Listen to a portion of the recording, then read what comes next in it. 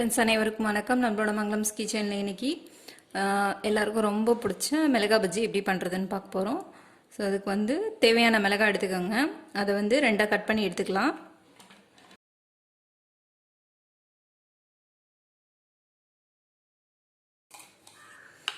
So இது மாதிரி அழகாக கட் பண்ணி எடுத்துக்கோங்க. இது மிளகாயோட விதை வேணாலும் நீங்கள் எடுத்துக்கலாம், வேணும்னாலும் அப்படியே போட்டுக்கலாம்.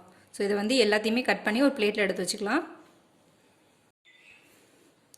இப்போது பஜ்ஜி மிளகாய் எல்லாத்தையும் கட் பண்ணியாச்சு. இப்போ மாவு வந்து ரெடி பண்ணி வச்சுக்கலாம். இப்போ ஒரு பவுலில் ஒரே ஒரு கப்பு கடலை மாவு எடுத்துக்கிறேன். ஒரு கப்பு கடலை மாவுக்கு வந்து 2 டேபிள் ஸ்பூன் அரிசி மாவு போட்டுக்குவோம். அது கூட பெருங்காயத்தூள் ஒரு 1/2 டீஸ்பூன் போட்டுக்கிறேன். பெருங்காயம் போட்டிங்கன்னா டைஜஷனுக்கும் நல்லது, டேஸ்ட்டும் ரொம்ப நல்லாயிருக்கும். உப்பு தேவையான அளவு போட்டுக்கோங்க. அதுக்கப்புறம் மிளகாத்தூள் வந்து காரத்துக்கு ஏற்ற மாதிரி போட்டுக்கோங்க. இதில் வந்து நான் காஷ்மீரி சில்லி போட்டிருக்கேன், கொஞ்சம் கலராக இருக்கணுன்றதுக்காக. நீங்கள் வந்து நார்மல் சில்லியே போட்டுக்கலாம், இல்லைனா வந்து கலர் பவுட்ரு வேணாலும் நீங்கள் ஆட் பண்ணிக்கலாம். நான் வந்து கலர் பவுட்ரு இன்னைக்கு சேர்க்கல. சோடா ஒரு 1/4 டீஸ்பூன் சேர்த்துக்கிறேன்.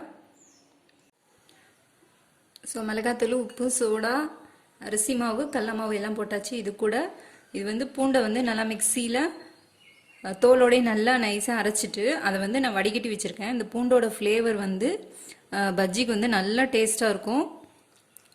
அதுக்கப்புறம் பார்த்திங்கன்னா இது வந்து டைஜஷனுக்கும் ரொம்ப நல்லது. இதை சேர்த்து செஞ்சு பாருங்கள், உங்களுக்கே ரொம்ப பிடிக்கும்.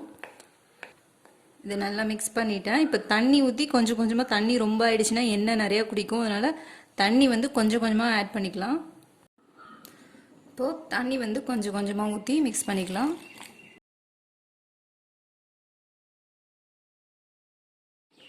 இப்போ பஜ்ஜி மாவு பாருங்கள், நல்லா மிக்ஸ் பண்ணிட்டேன். ரொம்ப தண்ணியாகவும் இல்லாமல் ரொம்ப திக்காகவும் இல்லாமல் இந்த பதத்துக்கு இருக்கணும். ஸோ இதான் கரெக்டான பதம்.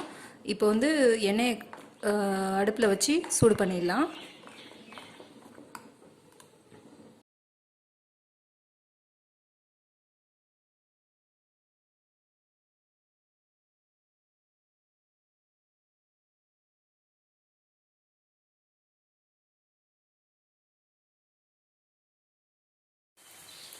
ஒரு சைடு வெந்தோன்னே இன்னொரு சைடு திருப்பி போட்டுக்கலாம்.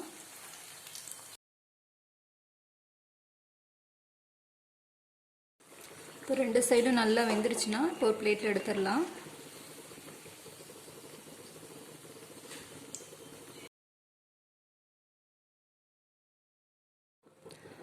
மிளகாய் பஜ்ஜி சூப்பராக நம்மளோட கிச்சனில் ரெடி ஆகிட்டு, நீங்களும் இதே மாதிரி ட்ரை பண்ணி பார்த்துட்டு உங்களோட கமெண்ட்ஸை சொல்லுங்கள். உங்களுக்கு இந்த வீடியோ பிடிச்சிருந்துச்சுன்னா மறக்காமல் லைக் பண்ணுங்கள். Thank you friends.